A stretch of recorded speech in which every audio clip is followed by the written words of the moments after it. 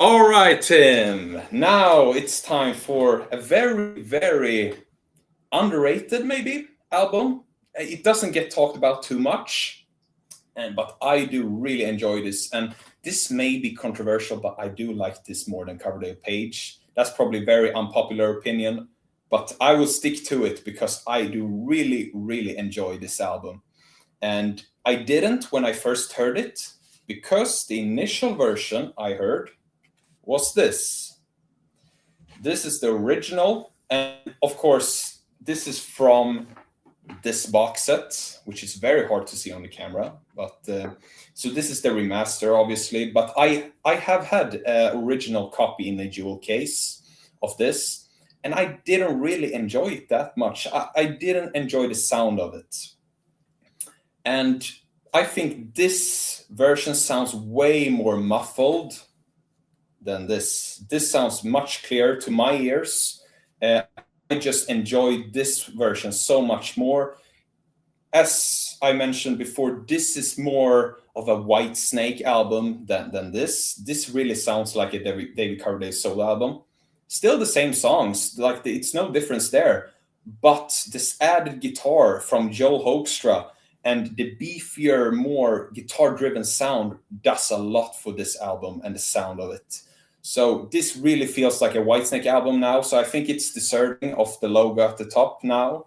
This was always strange how they named this David Coverdale and Whitesnake, because he was like in the contracts, he was David Coverdale as the artist Whitesnake. So I get it, but it's still really strange. It's the same phenomenon like with Black Sabbath, Seven Star. Yes. Seven Star featuring Tony Iommi. Very like similar situation too. Black Sabbath featuring Tony Iommi, which is really strange because, in my opinion, and many people, Tony Iommi is Black Sabbath. Because after most of the other members left, there were still albums by Black Sabbath, and Tony was the only original member. So, yeah, but getting a bit off topic, but it's kind of like the same thing on this one. It's exactly the same thing. Both of those were intended to be solo albums. Yeah, absolutely. But the record label said there's more market value in the band name. Yeah. So you got to use it somehow. Yeah, but I do prefer this version. Have you heard the 2021 remix, Tim? Yes, and I've got the I have the vinyl version. Right. You know, I mean, it's the thing where, like I've said many times, it's hard to tell them apart because they all look so similar.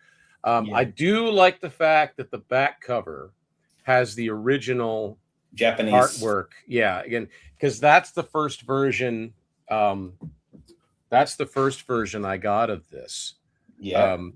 I got this back. I had to import this back in 1998. I remember thinking, you know, with the 90s, with that sort of traditional hard rock being so not cool and not, you know, popular, it's pretty sad when I have to import a new Whitesnake album. So yeah, this album is definitely underrated and overlooked. And I think a lot of it has to do with the circumstances, the fact that it didn't get a North American release, which is really weird. Yeah, really weird. Like, this should have come out on Geffen Records like anything. Because, I mean, at that point, Coverdale had yet to deliver an album that was less than platinum for Geffen, because Coverdale Page went platinum, the Whitesnake Greatest Hits went platinum. So for them to just say, no, we're not going to put this out. Wasn't really weird. Dropped right after the 94 Greatest Hits? Yeah. The Greatest Hits was obviously a contractual thing, and I think that there was obviously a regime change at the record label. So yeah, it just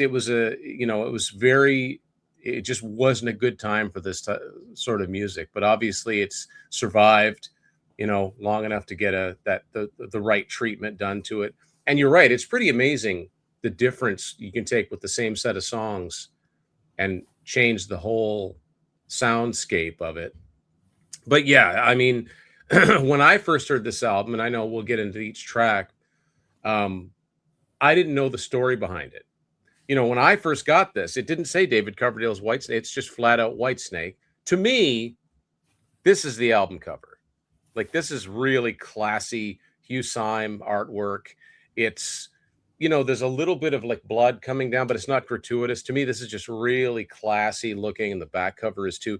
Yeah, it Very looks like much, the 87 cover. yeah, very much so. Like very much, you know, an updated version of that, and you know, even the CD itself, you know, Yeah. and being the, you know, the Japanese version, I got the booklet with the, and it's got the bonus songs on it. Like this is on EMI. Uh, and yeah, I mean the printing looks like the 87 album. So this this sounds more like a logical follow-up to the 87 album than Slip of the Tongue did. Yeah. Yeah. And yet in some ways it's different, and we'll get into that when we get into the tracks. Yeah. One interesting thing that I wanted to bring up was that we mentioned just before that this wasn't released in North America and everything, and there was like new people at the record company that Coverdale didn't know and everything. So and that kind of happened, or not kind of, it actually happened with Europe. Oh yeah. Before like, the release of Prisoners in Paradise, they Yep. had like recorded demos or rough tracks or had a direction for the album, which was heavier, much heavier. Mm-hmm. And there came like new people from the record company that they didn't know, and they wanted like this more lighter, more in the style of Out of This World and Final Countdown. So that's why Prisoners in Paradise is kind of similar to those in style. So yeah, that's also kind of interesting with the record companies and personnel changes. It happens a lot, unfortunately. And I think that's also why there's so much extra recorded material from that period for Europe, like Mr. Government Man and all these songs that never made the album. Like they recorded a lot of songs. Now I really like Prisoners in Paradise, and maybe that's something we could talk about eventually, but it died. Like I've never seen an album die so fast, like a band coming out on the heels of 2 platinum albums to put an album out in the States, and it just never heard about it. Yeah. You know what, Tim? That's probably a good video, because if we just continue with the Whitesnake, there would be a lot of Whitesnake in a row on the channel. Yeah. So maybe we can break it up in between. So maybe after this particular video, we can do on the Prisoners in Paradise album. I'd love that. That'd be great. Yeah. We should definitely do that. That would be our next video. Great. Okay. Great. All right. But which version? Because I will probably discuss this. It will be the same songs, but some of the arrangements and stuff are kind of different. So if I mention something from this, and I don't know if you're more familiar with this version. I've never actually listened to that version. I've only got it on cassette. I was trying to get all the albums on cassette, and I didn't even. Familiar with this. Then. I'm most familiar with this, but I'm very familiar with the songs. So. Yeah. So this and the cover you have is the same audio. It's the same mix. Yeah. That's because I remember I got this. I'm like, I have never seen that before. Yeah. So I would probably mention some stuff from this. So this is the version I'm familiar with, but I've heard this, and I think more muffled, more. It doesn't really sound that clear. There's a lot of much more clarity in the remix.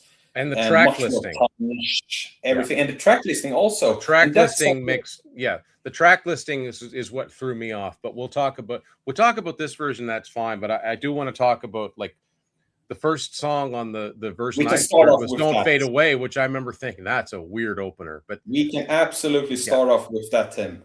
Yeah. The choice of opening the original album with "Don't Fade Away" is really, really strange. Because it's so mellow, and if you're like sampling this album, if you're just trying it out and listening to it, the first song has to capture your attention.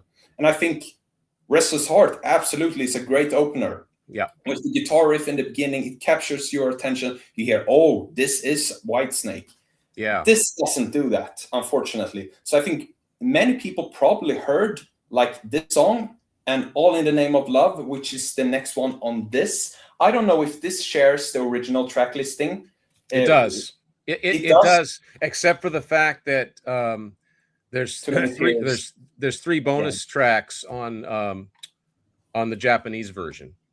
Because I know previously in some box sets, even the original remaster version Coverdale changed the track listing from the original. So that was why I was wondering if the remastered track list is the same as the original album.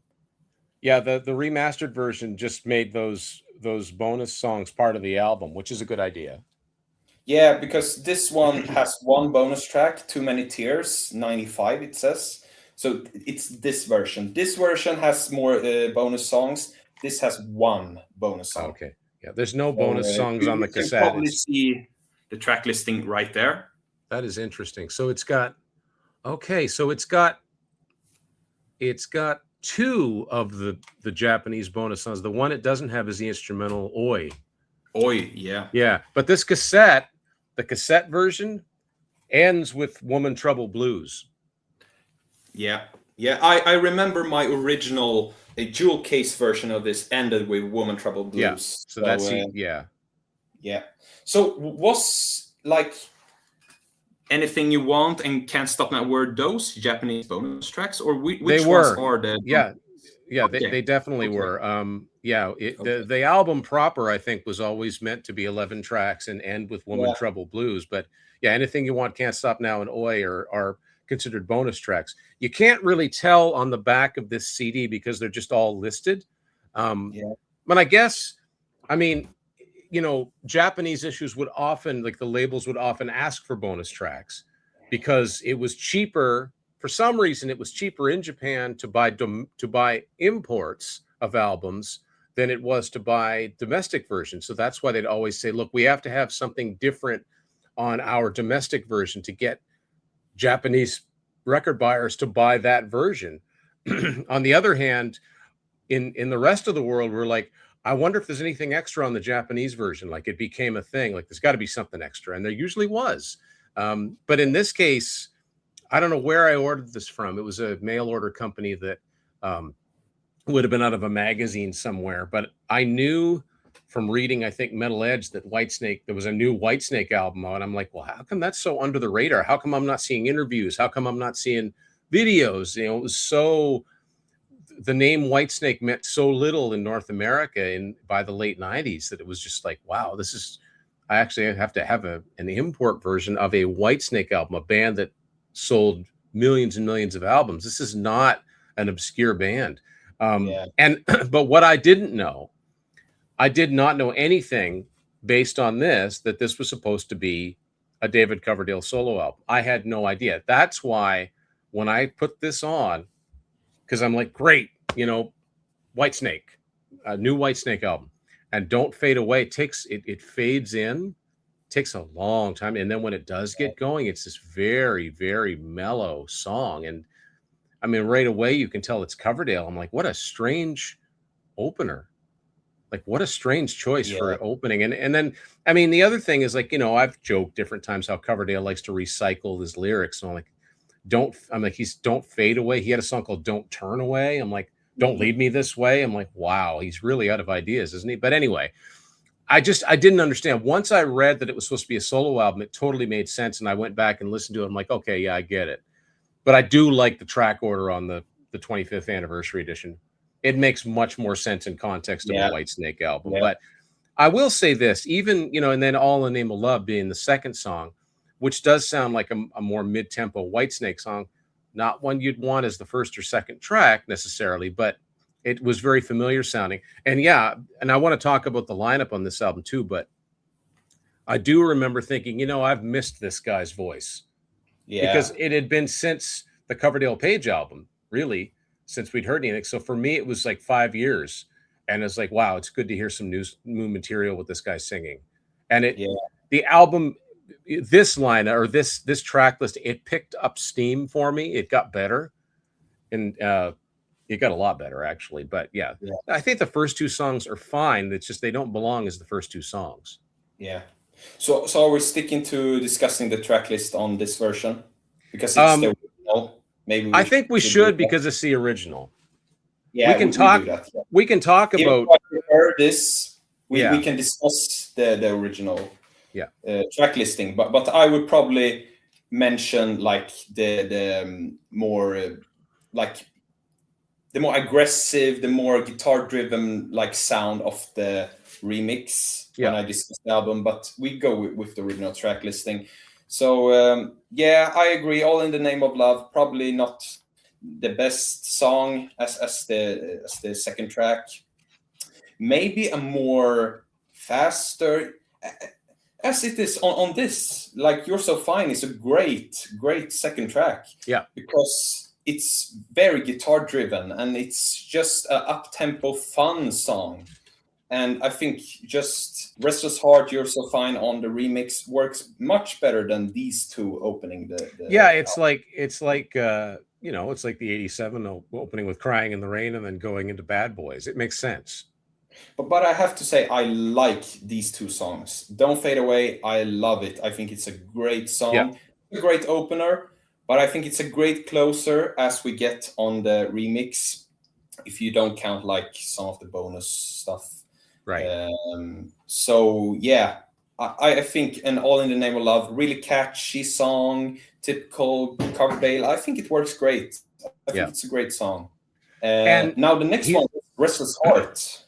What were you going to say?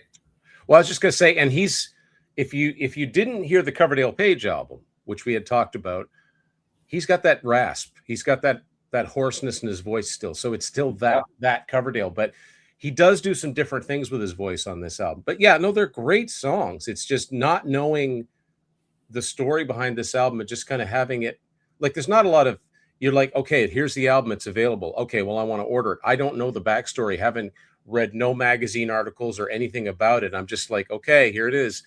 But not having that backstory saying, by the way, Whitesnake on the front. Yeah. And like I didn't even get the version that said David Coverdale and Whitesnake. Even if I'd had that, that would have been a clue. Yeah. Like, okay, I think I get this is probably supposed to be a solo album. Like Seventh Star, that was supposed to be a Tony Iommi solo album. And Warner Brothers said, we can't sell it, nobody's going to buy an album by Tony Iommi. They're going to, well, that album didn't sell anyway, but it probably would have sold less if it had just said Tony Iommi, because that's typically how it goes with solo albums, right? Yeah. But no, and yeah, Restless Heart, the title song, great song. And yes, makes so much more sense. I mean, yeah, David Coverdale, if you look back, opened his albums with the title song a few times, right? Come and Get It, Slide It In, Slip of the Tongue. But this is just a great song. And I want to talk about the musicians on the original version. So the funny thing about this is that this is the only Whitesnake album where Adrian Vandenberg is on the entire album playing all the guitars, because he played the solo on the '87 version of Here I Go Again, just the solo. Yeah. He co-wrote most everything on Slip of the Tongue. Yeah. Stories are varied to how much he's actually on it. I actually don't think he's on it at all. I think that's all Steve Vai. It's all Steve Vai, yeah. Now, because it doesn't sound anything like Adrian. Now, I'm a huge fan of Adrian Vandenberg's guitar playing. I love the Vandenberg albums. I had the privilege of seeing them last year doing their Whitesnake stuff. Great guitar player. I love his soloing. But what I like about this, it's almost like Coverdale said to him, look, if we're going to do another album, I don't want any of that flashy guitar playing. And his guitar playing is very bluesy on here, but it fits these songs, which is also why having like Joel come in and revamp them made it more of a Whitesnake sounding album. But the album's, it's I mean, this is self-produced by Coverdale. You've got Guy Pratt on bass, Denny Carmassi. Yeah, Denny Carmassi returning on drums, which great drum performance on here. And actually, this is the first Whitesnake album that Denny played all the songs on. And Brett Tuggle on keyboards. Now Brett Tuggle, he's since passed on, but he's played with a lot of different people. I first became aware of him when he was playing in David Lee Roth's solo band. But he's played with everybody from Fleetwood Mac to, like, he's just a well-rounded, like, he's played with a lot of different people. So it's a good lineup, a really good lineup. And it's a shame that it didn't, without it coming out in North America, it's like worldwide success was going to be limited, right? Yeah. I think this album did okay in its initial time, considering the state of the music industry, but not coming out in North America was just, it still seems really weird to me because it's not like Whitesnake came out with an album in the early 90s that flopped. They never had anything that was less than a platinum album. So to not have it come out at all is just, and the fact that another label, you know, even if Geffen dropped them, and then another label didn't come along, like EMI, you know, Capital EMI didn't come along and say, well, we'll put it out. You know, maybe we won't spend a lot of money on promo, but we'll put it out. We'll make sure it's in the stores. But anyway, I digress. So yeah, by the time Restless Heart came on the version as track 3, I was like, okay, now it's starting to sound like Whitesnake. This is great. Yeah, absolutely. I'm just looking for the lineup in the booklet, because there's this one just surprising like person that plays harmonica on the album. Oh, and yeah, I see here. The Elk Thunder. He's called. I wonder, you know what? I don't know this, but I wonder if that's not an alias for somebody. I've heard the story. I don't remember it. It probably says it in the book, but it's a long time I read this. But I think also David said it in like a video interview or something. That there was this like random person hanging around the studio somewhere, and and he played harmonica, and they just brought him in, and he played on the album. So yeah, okay. I think that's about how the story goes. Not exactly, but about I know, something like that. I know sometimes that they'll do that when, like, say somebody plays on an album, but they're on another label, and the label, you know, so the label is they'll just kind of do it quietly under a pseudonym. Like, I'll give you an example. Around the same time, now, well, it's not an album I care for, but I really liked Richie Sambora from Bon Jovi. His first solo album came out in '91, Stranger in This Town. I really liked that album. He put a second album out in '98 called Undiscovered Soul, which I'm not a big fan of, but there's one song on there that's got harmonica that's credited to somebody named Lippy LaRue. It's Steven Tyler. All right. Lippy is probably a clue, but that's who it actually is. So I wondered if Elk Thunder wasn't but anyway, that kind of makes sense. What wasn't there like in Heart also for like the Wilson sisters? Didn't they have like a yes, they called themselves Connie. Collectively. Right, yeah. I think it was the two sisters and their friend Sue Ennis who co-wrote a lot of songs. Yeah, that's why. Yeah, some I don't know if it's Baby Lestrange, but one of their albums is produced by Connie and Howie, and it's like Connie is the three of them, and Howie is Howard Lee. Yeah. Yeah. I didn't know that for many years. I'm just like, all right, well, I don't know who Connie is, but yeah, absolutely. But getting back to Restless Heart, I think just that riff. Just love it so much, and it's much beefier and heavier on the remix version. I just prefer the sound of that riff too, because if you compare it to this, it sounds kind of weak in some ways. The guitars were definitely mixed down, you know, with the intention of it being a Coverdale solo album, whereas they really should have been cranked. Yeah. Which is what they did with the remix, for sure. And I think that was the direction that Coverdale gave Adrian, that tone it down. We don't need any shredding. We don't need any flashy like soloing and stuff like that. Just basic, like more bluesy type. Very much, yeah, very much. And credit to Adrian Vandenberg, because he. You know, guitar players have a style. They have a natural style that they just go into. And a lot of times that's why people want to work with them. They're like, I like his playing. But at the same time, Coverdale's like, look, you know, you're a great songwriter, and we're going to write some songs. But yeah, tone the guitar playing down. And I think it was probably good for him because he got to stretch out a little bit. So, but yeah, I mean, you almost, like, for me, even I'm a big fan of his guitar playing. If there hadn't been credits inside it, I don't know that I would have known it's Adrian playing on here. Yeah, absolutely. Now the next one, Too Many Tears. This is definitely the most well-known song on the album. Yeah. This has been on multiple compilations and different like versions of it too. Yeah. And this is also Coverdale re-recorded this on the Into the Light album. Mhm. I think this version is the best, Yeah. absolutely. Yeah. It's much better in my opinion, but I think the Into the Light version is fine too. But yeah, I think this is one of the best songs on Yeah. the album. It's I just such a great I song. liked this. I liked this from the first time I heard it. It didn't surprise me like years later, like not till YouTube came out. There's a video for this song, and I'm like, that Yeah, makes sense. That makes sense. This would have been a single. I like it because it's tempo wise, it's not a slow love song. It's kind of a mid-tempo song, and Adrian's really good at writing those. It's like a more subdued version of something like The Deeper the Love.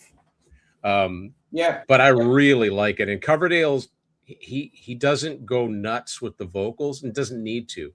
He takes a very soulful, like bluesy approach, and I just really like the song. There's not a lot to it, but it's really good. This is also on. I don't know if this is on the love songs comp, or is it maybe the definitely, blues or the definitely. blues album? It's on one of those. Yeah, definitely on love songs. Yeah, Yeah. So yeah, really good song, and yeah, highlight of the album definitely. And it shows because if you look like at the video, at the views on YouTube, they re-released the videos in 2021 when they did like these reissues on vinyl and CD, and they released the videos in HD and everything. And the Too Many Tears has, I think, close to 8 million views, while Restless Heart, I think, had 1.3 million now. yeah, So there's a huge difference in views. So I think that shows that a lot of people are familiar with this song. People like this song, and yeah, it's definitely a highlight. Really, really solid, bluesy. This album is really bluesy, and I yeah, do enjoy that very much because it goes back to the roots of what he did in Purple and early Whitesnake too. So yeah. even though it's sound of it is different, and his vocal approach, of course, is much older. Everything, different musicians, of course, but it still has some of that early Whitesnake Yeah, in. a song like this wouldn't, I mean, with a different production, I mean, it wouldn't have sounded out of place on Come and Get It or Saints and Sinners, I don't think. This is just the kind of ballad that he would write back then. Yeah, yeah. The next one, also one of my favorites, Crying. And I have to say, the version on here kicks ass. Like the I smell trouble Yeah. in the beginning, and you have the da da da da da da da da. The guitar riff is so aggressive, so heavy. Such a great song. Tears of Rage, Tears of Yeah. Pain. Just that part, I realize I'm crying. The chorus, so great. Such a great song. I love it. What do you Yeah. think? Oh man. Well, again, I think if I recall correctly, I put the first time I heard this album, I was driving to work. So I got the album, and I was driving to work. So I put it in again, not just looking at the song titles really quick. And again, like Don't Fade Away, I'm like crying. He's got Crying in the Rain. Now he's just going to shorten it. I'm like, what's that going to sound like? And yeah, like you said, when it comes on just with the vocal immediately, Too Many Tears into Crying is, I think, the best 1-2 punch on this album because I'm like, because by then I'm like, okay, I'm in. Yeah. This is great. I'm so glad I spent $50 to get this CD, from Japan. Like this is awesome. And again, I just shook my head like, why couldn't I go to a local store and buy this? This is, but yeah, great song. Totally different than Crying in the Rain. Lyrically it's the same, but totally different musically. I like the how the guitar riff at the end, well, not really riff, but the guitar melody goes up an octave. So it's like down, down, down, down, Yeah. down, and then it's Yeah. like down, down, down. Like it's Yeah. just Yeah. Yeah. and the way it, bitter tears falling like rain. Like it's just Yeah. classic Coverdale, Great. right? I'm like, oh man, I missed this sound. So But you yeah, also have that part that sounds like Still of the Night. Do, do, do, do, do, do, do, do, do, yeah, do, do, do, do, do, do, yeah. do. I just love that part. Probably that was probably on purpose. Let's do Yeah, something that just real quick that reminds people, you're listening to Whitesnake, as if they yeah. needed to be told. So overall, really good song in my opinion. Really great. The next one, not so much. Stay No, With Me is the only song that's not written by yeah, Adrian and David. So I don't remember who it was written by because it doesn't say on the back. it's been But recorded by a ton of different people. Like lots of people have done this song. yeah, okay, because I've not heard this song before actually. I don't think. So this was written by, let me see. This was written by a couple of guys named Jerry Ragavoy and George Weiss. So this is an old song. It was originally done Oh, by an R&B singer named Lorraine Ellison. But I mean, um, tons of people have done it. Maybe one of the most famous versions is Janis Joplin, and I cannot stand Janis Joplin. Like one of my least favorite. I like nails on a chalkboard, man. I can't. I know people I cannot stand it. And that's what it makes me think of. So to me, this was completely unnecessary. I can hear obviously this is his vocal performance. He's giving it everything, but there had to have been originals that were better than this. This was not necessary. and also his vocal performance. I think Crying, great, great, absolutely. Take Me Back Again, also very screamy. Just like Yes. I think this song he's screaming just because it feels like he's screaming just because like it doesn't serve the song. He's just screaming because he can. Like it doesn't really have a point to it. I don't Yeah. feel like I've not heard like the originals. I don't know if that's similar to it or any way like that. But it feels like he's screaming just because he can. Like it's so unnecessary, and it goes like super high in his range, and it's really like he goes past his limit, I think. Well, yeah, and I was not expecting, but there's a part towards the end where he goes into a falsetto, which Coverdale never sang in the falsetto. It was like, like, and it's just Yeah, like, and to me, I'm sorry, I think it's just a boring song. So yeah, yeah. I don't get, to me, this is a B-side at best. This So is the worst song on the yeah, album. coming He's, after two of the best songs in a row, this was a come down. It was like, oh, okay, this is not a knockout punch. At best, it's just going to be a really good album, which I think it is. But yeah, and it's smack dab in the middle of it. It's like this did not need to be here. yeah, and on the remix version, it's the 12th song, so it's a lot later in the album. I don't know what I prefer, if I prefer it in the middle of the album or not, but I think just having it almost at the very end, because Can't Go On Unzipped is really a bonus track. It's just repeated. It's an Yeah, acoustic version. But Don't Fade Away being the last one, I think works really good on this. Then you have Oi, like this instrumental outtake, B-side, whatever. So Stay With Me is like one of the last ones on yeah. this. And It's on this version on the cassette. It's the last song on side one. So if this had come out on vinyl back in the day, this would have been the side one closer, and it's not strong. You want the side one closer to be a strong song, yeah, and this just isn't it. no, no, absolutely not. But the next one I really enjoy. Can't Go On. Yep. Starting off with this acoustic. Do, do, do, do, do, do, do, do, do. I just love that. And Cardale's voice, great as usual. Really, his vocal approach on this really sounds like early Whitesnake. I Yep. just enjoy it very much. I think it's a really good song, but it goes up in its range and it doesn't scream like the whole song. I think it's just enough. I think Yep. it's a great balance in the song, and yeah, really good song. And I also think they did this on the Starkers in Tokyo, and I do Yes. like that version too. Yes. Yeah. Yeah. And That's I great. think Yeah. the last song on the vinyl version, I don't know if it's the CD, but it's the unzipped version, which is like Starkers in Tokyo was 10 songs that he and Adrian did, but they made that disc part of the unzipped. So I'm thinking it's the same one. Yeah, yeah. And I think Starkers in Tokyo should have been really part of this. even though I get the unzipped, it's only acoustic, and that's an acoustic album, so I get why it's in there.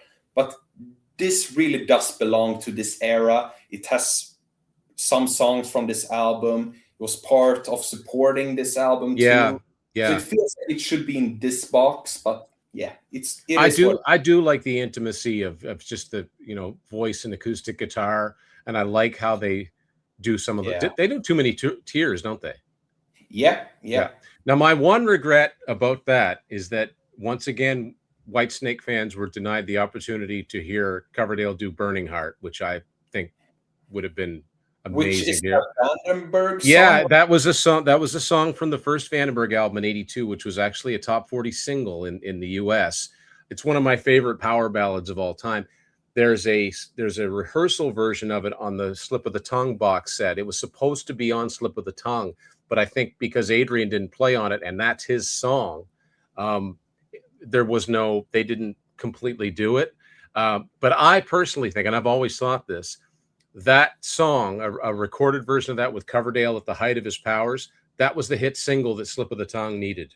I think that could have been a big hit. It's a great song, and they, I guess they rehearsed it for the Starkers, but they didn't end up doing it for some reason, which I've always, that to me, that's a missed opportunity. But I Yeah. just really like that song and that band, but I think it would be perfect for Coverdale to have a go at. I do have the Slip of the Tongue box set. The only one I'm missing is the 87 because it's out of print, really hard to find. Most people bought that one. Yeah. So yeah, I'm missing that, but I have all the other box sets. And I have heard like the Burning Heart version there, but it's such a long time ago. I can't remember how it goes. Well, Is it worth he doesn't even first? sing it all. Like Coverdale sings like the first verse and the chorus, and then he goes somewhere and the band keeps playing, and I'm not even sure who's playing. I don't know who's playing the guitar. There's no lead. It's just, Yeah. but they just keep going with it. But it's the closest, I guess, we'll get to what it would have sounded like. But yeah, I think a nice acoustic version would have been really cool. Is it worth to check out the first Vandenberg album? I, I have to think that you would appreciate it. Because it's Adrian Vandenberg. It's very much in that commercial hard rock vein. I picked that album up. I found that in a dump bin in a record store in the summer of 1989, and I knew that Vandenberg. Okay, that's Adrian Vandenberg, who's in Whitesnake. And I'd been reading in the rock magazines that they're redoing Burning Heart. I'm like, that's on here. And it was like $6. It wasn't very expensive. So I took it home and it became one of my all-time favorite albums. Some people don't like it. I don't know. They're a cult. They're definitely a band with a cult following. But I will say this, if you listen to their first album and you don't like it, I don't think there's any point in going any further. But All right. but yeah, I'd give that first Vandenberg album a listen, because I think if you liked what Adrian did in Whitesnake and his songwriting, it's not all that different. And the guitar playing is amazing. It was a great band, that original band. The drummer guy's name was Josh Zoomer. He was really good. The singer's name was Bert Heerink, and he was a really good singer. He had kind of like, Ronnie Romero, who I mean by Ronnie Romero. Oh yeah, Yeah. he was in the later Rainbow. Later Rainbow, and he also sang on Vandenberg's 2020 album. It's kind of like, he's not raspy like that, but he just really, really good, expressive vocalist. Yeah, I'd be curious what you thought of that, at least. And if you like the first one, keep going. All right, I will check out the first one, definitely. Yeah. Nice. All right, the next one, You're So Fine. Just love this. As I mentioned before, briefly, the guitar riff in this is so great, so energetic. Love it. Of course, the lyrics, it's typical Coverdale. Coverdale lyrics. Yeah. Yeah, but I do like it. I'm also not the person that really pays much attention to the lyrics.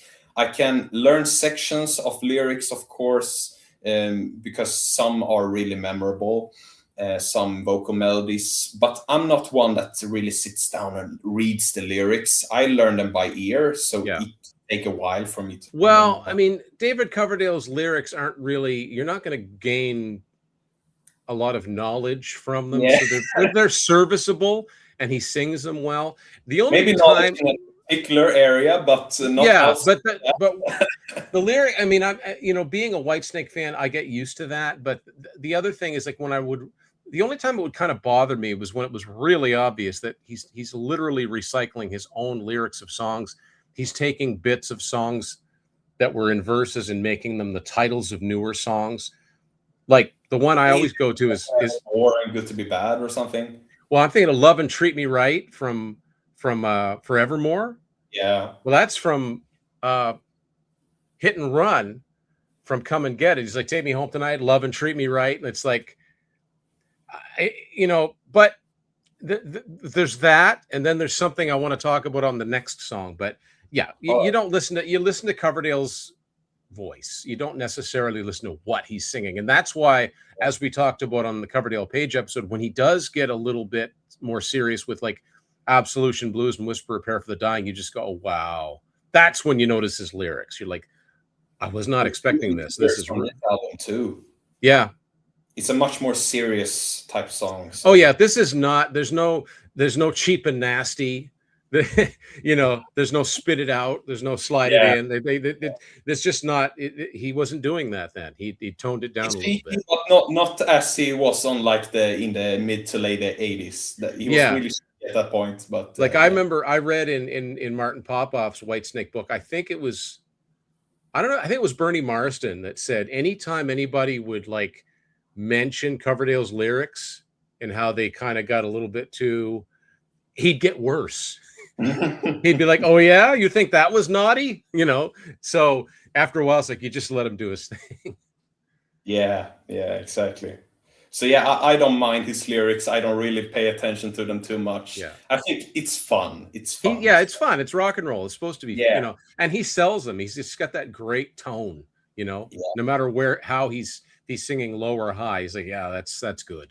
That's good. Yeah, I feel the same way about like Ronnie James Dio is like one of the few people that can sing about dragons and rainbows and really like convince you like it doesn't. Cool. It doesn't sound like he can convince you that this is cool. Like it doesn't sound like Spinal Tap. Like it doesn't sound like a parody of heavy rock. Yeah, absolutely. Your Precious Love, the next one.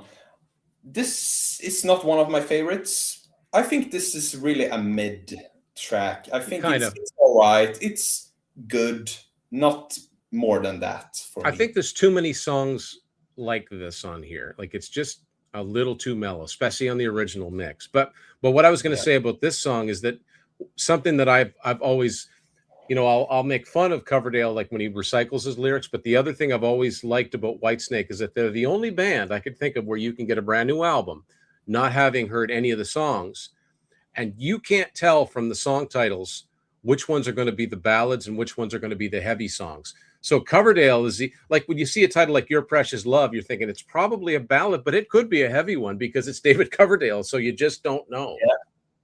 Yeah. And like count how many times David has put the word love in a title of I bet song. I bet percentage wise he's near the top. Yeah. There's probably like 40 or 50 songs with the word love in it. He could do a box set of songs that have the word love in the title that he's written. Yeah, the love box set. Yeah. So yeah, I think Your Precious Love, it's all right, it's okay, but not one of the highlights. So yeah, Take Me Back Again. This song is really intense in David's vocal performance. This is similar to Don't Leave Me This Way from Coverdale Page in some ways. In his like delivery and some of the lyrical content too. So yeah, I like this one.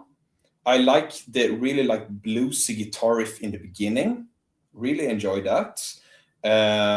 Great vocal performance in the verses in the beginning. You have many songs in this era that start slow and very like gentle, and then they really pick up and become aggressive. That's like a formula that he had. He has had it before, obviously, on many albums before, but I think he really did it a lot here, especially on this album.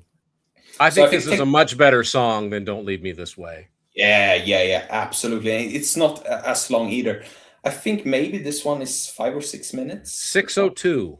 I just got the 6:02. CD, yeah. So, but it doesn't feel like it's dragging to me. I Maybe a think it little, but drags a bit. like It drags where, because there's some parts at the end where it sounds it's like it's going to end. You thought, yeah, oh, it's going to, and it keeps on going. You're like, no. yeah. But So whereas Don't Leave Me This Way, I've said that, you could almost cut that song in half. This one, maybe a minute, minute and a half off it, yeah, not as much. I would agree with that. Absolutely. But I think it's a great song overall. Really do like it. And it's kind of in the same vein as Crying. I always like Mm, bunch these two together. yeah. Take Me Back in and Crying. They are very similar to each other. And I think even they come back to back on this remix version too. You have Crying and then you have Take Me Back again after it. So Yeah, the funny thing is, like, Crying is the last song on side one, and Take Me Back Again is the first song on side two. So they are yeah, back to back, but if you were going to flip the record over, it's not like you'd go one right, and it would take the time to flip it on the over. CD it's really is back to back. So Yeah. yeah. And another thing, a similarity to Crying, I find the drums are similar, the drum beat a little bit. Yep, absolutely. Now this is on the original, the last song, Woman Trouble Blues. I think this is really, really good too. I like the acoustic in the beginning. I like that. Yeah, really great. And I like the part where it gets really intense. You promised me heaven, but you gave me hell, and it go. I just love it so much. That riff, yeah, song. yeah. This song, particularly because of that riff, to me, this sounds like it could have been on the Coverdale Page album. Yeah, and I think that sounds like a Led Zeppelin riff to me. That sounds very Jimmy Page to me.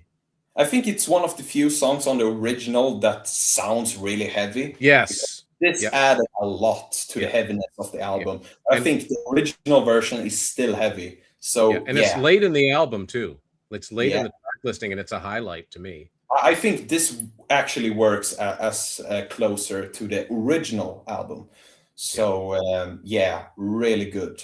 Really good song. It's the only song on here that I would say this sounds like it could have been on the Coverdale Page album. But this, to me, this definitely sounds like it could have. It wouldn't have surprised me if it, to look at the credits and see Jimmy Page having a co-writing, because that riff. Also, this one has harmonica too, so it kind of fits in with some of the Coverdale Page. So absolutely. Now the Japanese bonus tracks at the end. Anything You Want. I think this one is actually really good. Yeah, to me, this is too good to be a bonus track, I think. Yeah. I would definitely have taken this on the original album instead of Stay With Me or Your Precious Love, maybe even. So, I like this one very much. Yeah. I like the vocal melody. Anything you want, anything you need. I like it. Very good. It's Coverdale's vocal, or it's Coverdale's lyrics. I mean, then on Good to Be Bad, he's like, all I want, all I need. Like, it's, it's nothing new under the sun. But if you like, if you like Whitesnake and if you like David Coverdale and you want to listen to them, you have to take that for granted. You're going to get that lyrical repetition. Yep. Can't Stop Now. When I first heard it, I thought it was annoying. It's very fast. Yeah. It's repetitive, but I listened to it yesterday and I think it's all right. It has grown on me, but it's not like one of the best songs. Absolutely not. But I think it's better than Stay With Me.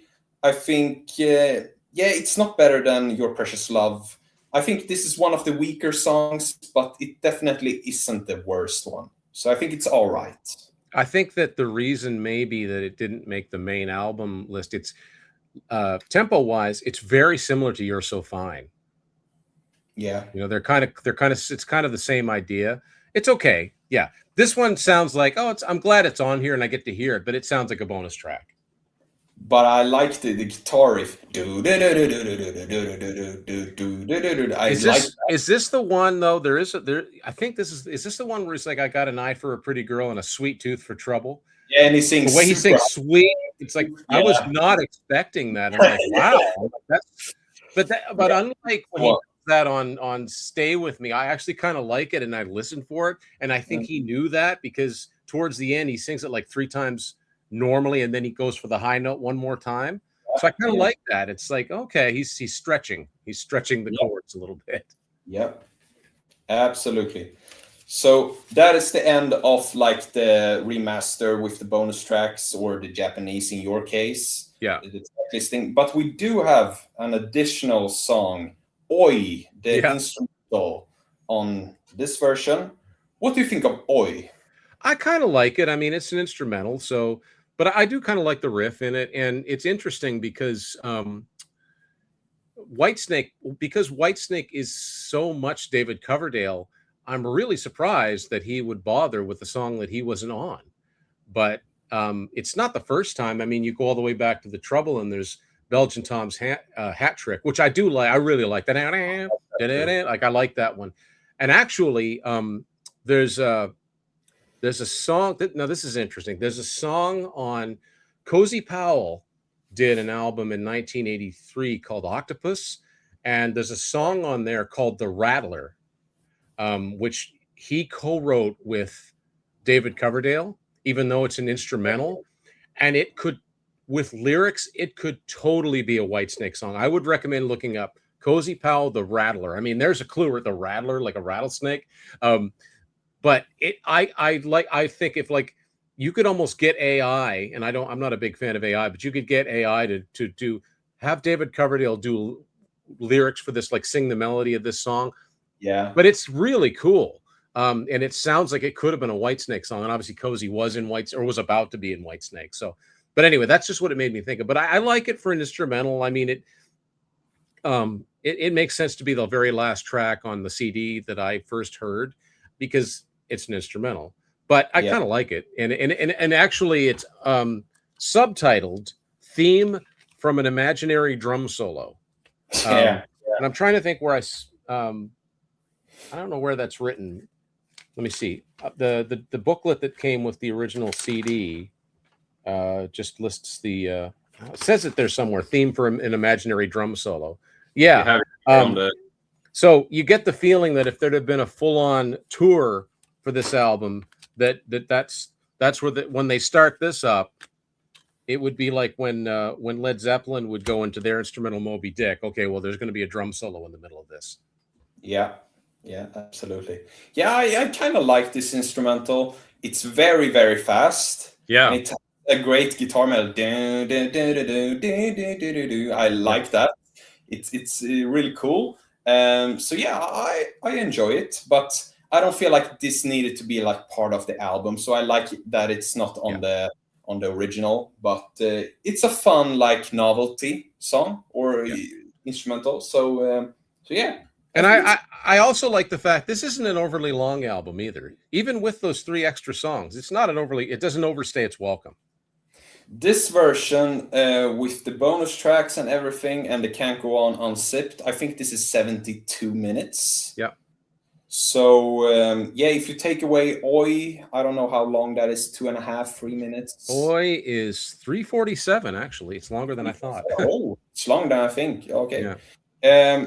So if you take away like Can't Go On Unzipped and Oi, maybe you have like a 65 minutes album or something. Which for a 97 album that's pretty good. I mean, it's not too long. Yeah, I think that's quite all right actually.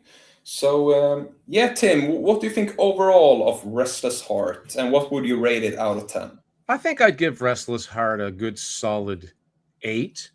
I actually think I like the Coverdale Page album a little better, but in a lot of ways, they're very similar. Coverdale sounds much the same on both of these. I mean, we're only talking about 4 or 5 years apart. I like the guitar playing on here a lot. It doesn't necessarily sound like Adrian Vandenberg, but I like the fact that he was able to stretch out and do something different. I think it's a well-produced album. You know, you've got the same singer, you've got the same drummer. It's a lot of these songs are kind of in the same feel, but yeah, you know, when I got this, I remember thinking, you know, it was weird that we didn't get a domestic version of it. But I also was like, I didn't think it would be 11 years before we'd get another Whitesnake album. And I remember thinking, oh, as the years went by in the early 2000s, well, this might be the last, this might go on to be the last Whitesnake album. And if so, it's, you know, he could, there are worse ways to end a recording career, but, you know, we know he made some more music after that. But no, I quite like it.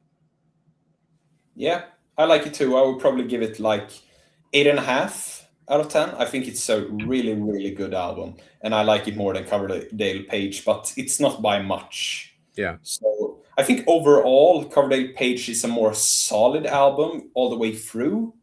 This has some weaker stuff here and there, but I do prefer this one because I think this has some really high highs. I Yeah. think this is really good.